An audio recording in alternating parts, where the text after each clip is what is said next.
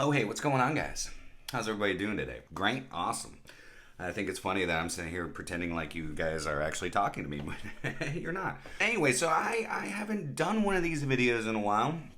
Today I'm going to go over 5 Middle Eastern beasts that are perfect for the winter. Or at least I'm going to be loving this winter. I haven't been able to do a lot of wearing with them because it just really hasn't been the right time of year. So let's talk about some Middle Eastern fragrances that I'm going to be loving this winter. Cue that intro.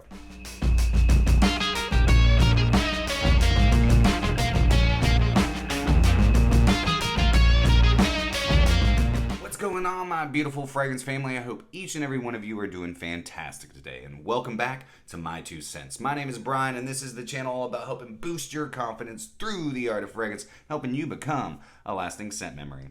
Okay, so first up on my list is actually going to be my scent of the day, and it comes from the house of Latafa. Oh, excuse me, sorry. More important things to do here. It comes from the house of Latafa, and this one is Udain. Now, I have worn this a couple times before. And honestly, you could pretty much wear it all year round if you want. But the one thing that I've realized with this fragrance, it's versatile, but it does really good in the cold weather. When the wind, that chill picks up on you, man, this thing loves to produce a beautiful sillage. Now, what is Udain? Now, Udain to me, I can't find notes about it anywhere. There's nothing off Fragrantica. There's nothing out there. It's like this fragrance doesn't exist. Does it actually exist? It does. This is what it reminds me of. Now, most of these Middle Eastern fragrances, I'm going to tell you that they're kind of clones or dupes of other fragrances. This one kind of reminds me of Alexandria 2 from xerjoff. So I get a really nice apple up top with a really nice cinnamon. It's almost like a cinnamon apple. It's very warm and spicy, and I really love that. There's a touch of like an orangey nuance flowing through there.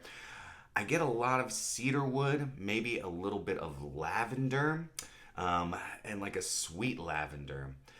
The cedar is what I think is the Udain part. I don't really get oud in this. It's more of like cedar, which is fine because I get a lot more of like cedar from Alexandria 2, just like I do in Udain. Now, I'm not saying these are, Udain is a dupe, but it's similar. That's kind of, it gives me those vibes, that Alexandria 2 vibe. There's also a nice tonka bean in here, adding a slight powderiness to it, and I believe possibly some iris as well.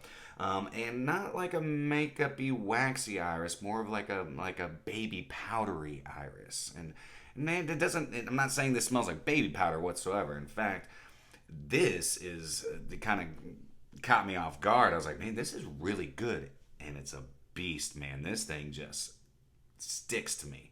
It does not like to leave my clothes. It doesn't like to leave my skin, at least until I take a shower. This is also stupid cheap. I got mine at Fragrance Buy for like $28 or $30. I really actually like this presentation. These bottles are thick, man. If I threw this at somebody, knock them straight out. And the other thing I like about it, it's office safe. It's got that Middle Eastern flair to it, as that vibe, but it's definitely office safe. It's an attention puller. I really, really, really like the apple and vanilla quality to it with that cinnamon. Kind of reminds me of the holidays, to be honest. If you're looking for something that's a beast in the cold or can be worn pretty much all year round, look no further. Check out Udain from Latafa. Next up is coming from the house of Maison Alhambra, and this is Kismet. Now, I've heard people say that this is a clone of Tuxedo. I think this is more of a clone of Moustache Eau de Parfum. Great fragrance. Great fragrance. Now, you're getting lots of cedar. You're getting that pink pepper. You get a nice rose in here, but it's a subtle rose, not overpowering. It's not a rose fragrance, so all you rose haters out there, it's not a rose fragrance. But there's definitely rose in there. You get a really nice powdery benzoin in here as well. And a really nice vanilla. It's a beautiful fragrance. And again, stupid cheap. Now, you don't necessarily have to get this one, okay?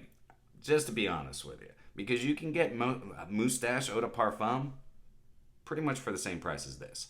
But I do get better longevity out of this. We'll say that. This thing also is a beast. It stays with you. I get really good longevity out of it. A good 7 to 9 hours of longevity. And I like the patchouli in this. I like the vanilla. I've always enjoyed the Moustache Eau de Parfum DNA. Once I finally picked it up, I was like, oh, this does smell a lot like tuxedo. It's not tuxedo, but it smells a lot like it. So if you're looking at saving a buck, you can go with Moustache Eau de Parfum, or you can check out Maison Alhambra Kiss Me. One of my favorites coming up right now. This is coming from the house of, yet again, Lattafa, and this is Caid. Man, I am so glad that I went off of Mikey for my smells recommendation on this fragrance. This thing is a powerhouse, and I love the DNA of this fragrance. Spicy cinnamon, cardamom. You're getting a little bit of citrus, but a little bit. I'm talking, it does not stick around. This thing is thick. I love the saffron in it, giving it a nice leathery quality. And there's also leather in this, and oud, and it's a nice, sweet, woody, musky oud. There's carnation in this as well, amplifying that spiciness, and I love carnation. It just kind of melds in with all the rest of those thick, rich ingredients to create this freaking powerhouse, this beast, man. The vanilla, the thick, sticky, ambery resins in this thing is just gorgeous, man. I love this fragrance. In fact, I'm gonna wear this probably tomorrow on my day off while I'm putting up all my shelving. This is also stinking cheap. Now, on my skin, I get probably about 7 hours. But if I put it on my clothes, which I do, don't be scared to spray on your clothes with certain fragrances, all right? Because when I spray it on my clothes, I get like an extra 4 hours of longevity out of it. It sticks to fabrics, but I love it. I keep smelling the atomizer. I love this fragrance. I'm so glad that I finally unpacked a bunch of my Middle Eastern fragrances, and this is one of the first ones that popped out. I was like, oh, Caid. Oh, man, I can't wait to rock this. So, if you're looking for something that's going to be a beast in the cold, and I just love this fragrance DNA, definitely want to check out Lattafa, Caid. This next one is an amazing coffee fragrance. It's a simplistic coffee fragrance, but man, it's so good. If you like coffee, then take a sip with me. Let's break the internet. But this comes from the house of Amir, which is part of Paris Corner, and this one is called You're Drugged. Might as well just called it Rohypnol. Just kidding. YouTube, do not demonetize me for that. I'm not condoning that kind of thing, okay? Man, this is an effervescent coffee. The cardamom is almost like bubbly up top. This is an inspiration of Killian's Intoxicated. So cardamom, nutmeg, cinnamon. That's basically what you're getting. There's some vanilla in here, like a nice kind of sticky amber quality. You get some musks, kind of giving it some lift. I almost get an aldehydic quality from it, but I believe that's just coming from all the spices. It kind of reminds me of a Turkish or like a Greek coffee. It's spicy, it's sweet, it's got a touch of a bitter quality to it. But You're Drugged is also a beast.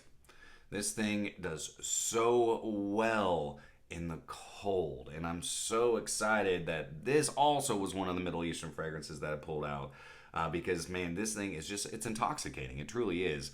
I've worn this before. This was probably in the fall. It could have been maybe the springtime. I can't remember. But I had a lady who was falling behind me, and she was like, "Excuse me, sir. Like, I have to know, what are you wearing?" I was like, "Well, it's called You're Drugged," which is not a great way, like a nice segue to start a conversation. She's probably thinking to herself, she's like, "Oh God, what did I get myself into?" Anyways, we started talking. She goes, "Man, it just smells so intoxicating. It's so good. It's very alluring." And I was like, well, it's actually a clone of a fragrance that's called Intoxicated. Amir, You're Drugged, I think, is a fantastic fragrance. If you're a coffee lover and you want something that's just going to permeate and radiate through the cold, through the chill, definitely check it out. Paris Corner Amir, You're Drugged. I'm drugged. You're drugged. We're all on drugs. Last but not least comes from my favorite DNA from Parfums de Marly. And it's coming from Al Haramain, and this one is Detour Noir. I mean, like I said, all these are pretty much clones or dupes of something, which is fine. We don't all have the cheddar to frickin' spend on some of these really expensive fragrances. So I say save your cheddar and get to smelling better. But Detour Noir smells a lot like Parfums de Marly Layton. A lot. Now, is it a 1-to-1? No. You get this really nice creamy almond heliotrope in here, that apple, that vanilla, even though I know it says there's no apple in the notes. But you get that like apple and vanilla, jasmine, some lavender, lots of musks, and a creamy woody sandalwood. I think this is a great dupe of Layton. Again, not 1-to-1, but it's sticking close. Longevity is great. I mean, I get the same performance out of this, well, almost the same performance out of this as I do Layton. Projection is great, just like Layton. It's Layton, but close. Also, stupid cheap. I think I got this for like $29, maybe cheaper than that, $20. But if you don't have the funds to pick up Layton, Detour Noir is a great avenue. Check out fragrancebuy.ca. This pops up all the time. So last on my list, Al Haramain Detour Noir. Man, I've missed a lot of these Middle Eastern fragrances, honestly. I've missed doing these videos. I know that I've been doing a lot of niche lately. I haven't done a single designer video or review in quite some time, and I'm not mad about it. I'm gonna be honest with you. Let me know down in the comments what some of your favorite Middle Eastern fragrances are that you're gonna be rocking this winter. But that's it for me. I hope you all have a fantastic rest of your day. And if you enjoyed today's content, then do me a favor. Like, comment, share, and subscribe. And always remember, you are stinking beautiful. And until next time, happy scent trails.